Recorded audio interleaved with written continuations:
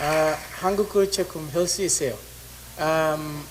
I speak a little Korean, but then I will present to you what I have to share with you, and also kindle up the thinking faculty of yours in the lingua franca, that's English language.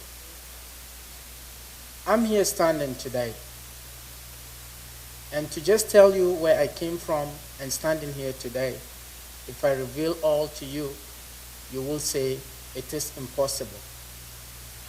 But then I hailed from a community in a country called Ghana,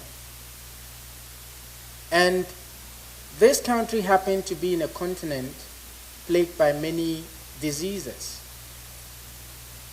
Not only the issue of Ghana, but also the entire world is being plagued by children dying before they even see the age of 5. I came from a family very noble but very humble. But then in my community, since childhood, I had the interest in observing what is happening around me. Looking around children being sick and their parents keeping them home for fear of sending them to the hospital and not being able to settle the healthcare bills. So we have a lot of problems going on. Many parents are not able to even feed their children with a balanced diet. Looking at this situation, there was one event that occurred when I was the age of 7. And this event was the reason why I have decided to go into the way that brought me before you today. Most of you watching might actually ask, what has chicken got to do with the story you're telling us today? But believe me, it is the observation I made through this chicken that has brought me to this level today. Being a child and playing with my peers, I once observed a chicken sick and lying just on the floor. This chicken was hurt on the leg. That was my thought. But then getting closer, I realized the chicken was involved in an accident and with all the intestines oozing out. That means the intestines were out. The chicken was at the verge of dying. What do? I call my other friends to come. We cut this chicken, clean the intestines, pack it back in the tummy, and we got a needle and a thread. I asked for a needle and a thread. My friends got it for me, and at the age of 7, believe you me, I was able to stitch the tummy together, and lo and behold, the chicken started moving again. We were very happy at this moment. As children, we didn't know what that was. But since then, I became much more observant. Observant, actually, in what is happening around me. Sick children, children being hungry, not having much to eat. Not only in my community, also the media has helped me into capturing what is happening in the wider view. What is happening to children across the globe, children on the continent of Africa. When this happens, imagine you are in such a situation that you don't have something to eat. That you see your friends being sick, but they cannot go to the hospital. My situation gave me the opportunity to interact with children from both rich and poor families. Now, not only this threat, but also having other animals or insects preying on you, like having mosquitoes that can give you malaria or dengue fever. This mosquito have been able to cause one of the most challenging diseases to scientists and health workers across the globe today, and that is malaria. Now, looking at this, where are we today? And where are we heading towards? I always ask myself. And imagine people talking about vaccination. Had it not been for vaccination, perhaps I might not be standing here today. Because 12 million children have been dying yearly before they even reach the age of 5. That is out of every 1,000 child born in a year. Okay? There's 12 million children dying in the whole year. But then through the effort of vaccination, emphasized or expanded program on vaccination implemented by the World Health Organization, which was actually initiated in 1974, the number of children dying actually dropped to 6 million today. 6 million children dying per year is still a lot. Target was to actually get a world where no child dies before he or she actually sees the age or attain the age of 5. And vaccination, many people will say, what is vaccination? Vaccination is nothing peculiar or special, but rather introducing the agent that causes a disease inside the human organism so that the organism get acquainted with it. The organism knows this agent and actually prepare itself in a worst case scenario. So this has been done, and there has been a disease. Look at this disease here. This disease dates back 10,000 years before Christ. There's 10,000 years BC. But the first evidence about this disease was then in the medieval European era, where this disease actually killed about 400,000 people yearly in Europe, and the number of fatalities in Africa is uncountable. This disease threatened to wipe out the entire human race, but then through the effort of vaccination in 1979, the World Health Organization actually stamped this disease out. It was declared that this disease was eradicated, with the last case in 1977 in Somalia, but then, ironically, in 1979, 2 cases were reported in Birmingham out of some of the viruses that came out from a laboratory. But in 1980, everything was cleared. Thank God to the little minds that joined resources together, that were thinking about how to salvage children dying and observing critically what is happening in the environment. Now, we go ahead. Let's take a look at this, at this diagram here. Looking at the picture of the globe in year 2000, we can see that the most part of the sub-Saharan Africa and part of Asia were having 151 children or more children dying out of every 1,000 children born before they attain the age of 5.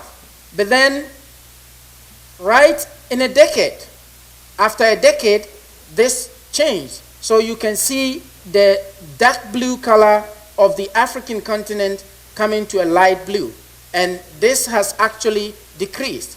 We will see a much more brighter picture. What I wanted to say is, fact is, financial action is needed, because when ideas are born, perceived, they need to be implemented, and without financial action, this will not be achieved. I give you an example before I go on with this. South Korea, just in the year 1980, had a gross domestic product or an income of $2,000 per head, per each citizen. But then, at that time, vaccination coverage was 74. How many children were dying in 1980 in South Korea per year before they reached the age of 5? It is counted to be 14 children dying. But right now that we're talking, just 2 years ago in 2012, or last year, when South Korea actually improved in its economic development, the GDP per capita came to $30,000. And what came with it? Expansion in healthcare facility, quality healthcare. So vaccination coverage, about 99% of children are being vaccinated. That brought the number of children dying before they reach the age of 5 to only 4, one of the minimal child deaths record in the world. This is a great achievement. But what brought it up? We say vaccination. There are also many other factors like nutritional supplements and other things. But then Ghana, my home country, just in 1980, had only $144 per each citizen out of its GDP. But then the vaccination coverage was just 7%. And how many children were dying? 279 children per year. And when Ghana actually improved a bit in its economy today, having $1,600 per each citizen, with a vaccination coverage raised to 74% today, what are we seeing? The number of deaths reduced to just 76. Still too much, because a death of even a single child is too much. So we should know that rich nations are healthier and poor nations are sicker.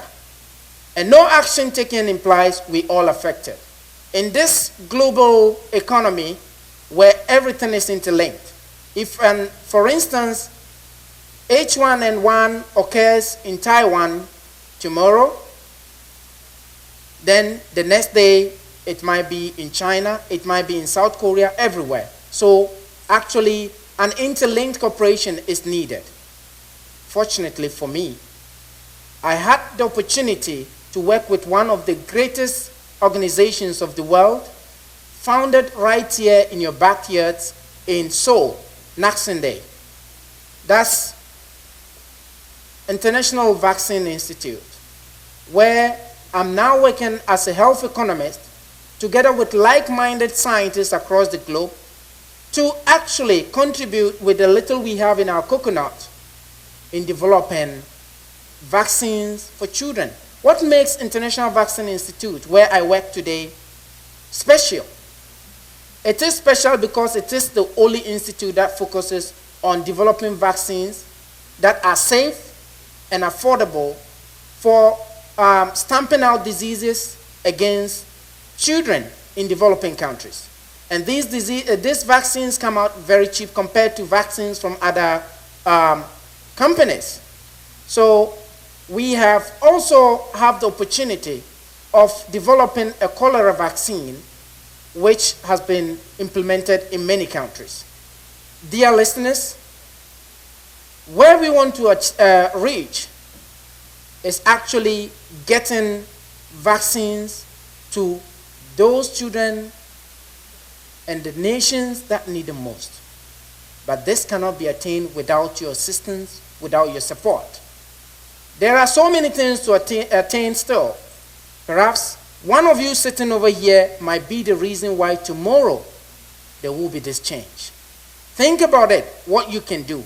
You don't need to be a scientist to be able to impact that change.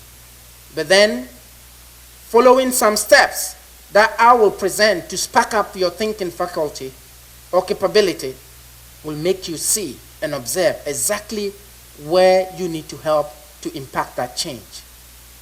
Change can happen here in your environment. Change can happen elsewhere through your contribution. What we need to see is that there is a sharp drop in children dying from year 1980 to 2012, and it has been forecasted to drop even much further with improvement in health facilities and healthcare and vaccinations also. We have many organizations working together. World Health Organization, we have organizations like Gavi, UNICEF, and other partners working together to redeem children from suffering the pangs of diseases, infectious diseases especially, and also preventing death where possible. Death, some are inevitable, but those that could be prevented by vaccines should actually be prevented. Because as of now, the American Center for Disease Control have actually said we have 28 vaccine preventable diseases. And through your help, we can do that. What we need to attain is to make sure we put a smile on the faces of children in developing countries and even in our own community. You can do voluntarily contribute to anything that the International Vaccine Institute is doing here, financially, ideally, and also suggestions and other things. Not only that, most people are now suffering in Philippines. Looking at how you can help is also a point to make a change. Now let's look at this. How do you observe? Always try to be asking yourself what is happening around you. Guess what? What is happening around? No, I think a lot of people are suffering. Perhaps they don't have money to eat. You need to find out how. Get the reason. People are sick. They're not going to hospital. Why aren't they going to a hospital? Is it because they don't have money? Then you haven't fact. You organizing something to prove what is really happening. And after you finish, who need to be informed?